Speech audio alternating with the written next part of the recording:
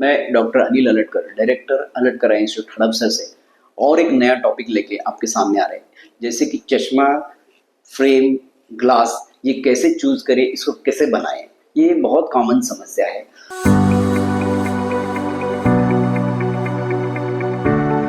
तो हमारे देश में 25% से भी ज़्यादा लोगों को चश्मे का नंबर रहता है। तो हर एक को एक प्रॉब्लम रहता है कि भाई मैं चश्मा कैसे सिलेक्ट करूँ।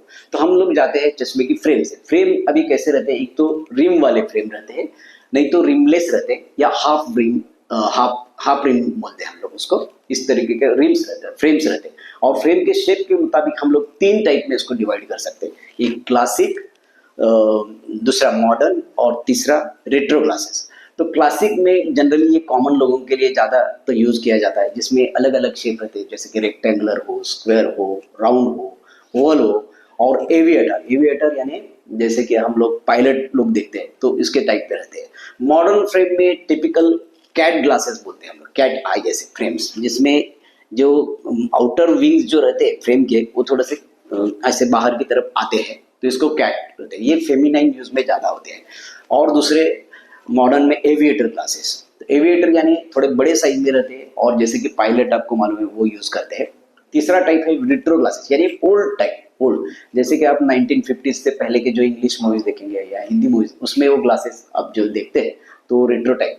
इसमें विंटेज ग्लास भी बोलते हैं, जिसमें कभी कभी एंटिक का भी यूज किया जाता है।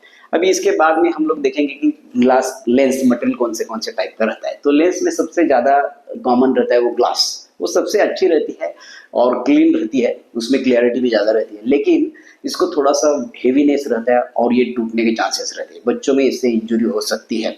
दूसरा रहता है प्लास्टिक। प्लास्टिक ये बहुत कॉमन यूज होती है, ये टफ रहती है। तीसरे रहते हैं पॉलीकार्बोनेट। पॉलीकार्बोनेट फ्रेम तो प्लास्टिक से भी ज़्यादा टफ रहती है, और ये बच्चों के लिए, यानी जिसका एक्टिव लाइफ है, जैसे स्पोर्ट्समैन हो, छोटे छोटे बच्चे हो, उनके लिए पॉलीकार्बोनेट के फ्रेम ग्लासेस यूज करना ज़्यादा अच्छा है।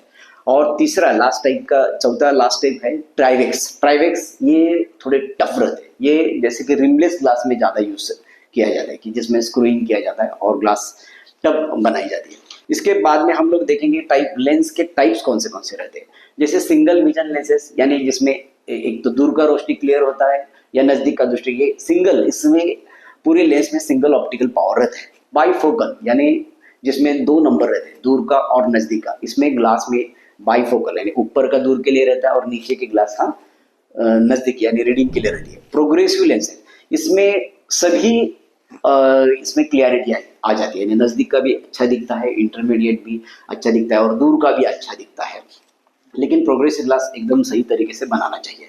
ट्राइफोकल लेंसेज, इसमें 3 जोन्स में क्लियरिटी आती है, जैसे कि दूर का, नजदीक का और इंटरमीडिएट। फोटोक्रोमेटिक ग्लासेस, ये तो लाइट सेंसिटिव ग्लासेस भी इसको बोलते हैं, कि जैसे कि आप अगर ब्राइट लाइट में जाते हैं तो ये डार्क हो जाती है, और अगर आप डार्क लाइट में जाते हैं तो ये सफ़ेद यानी वाइट होती है।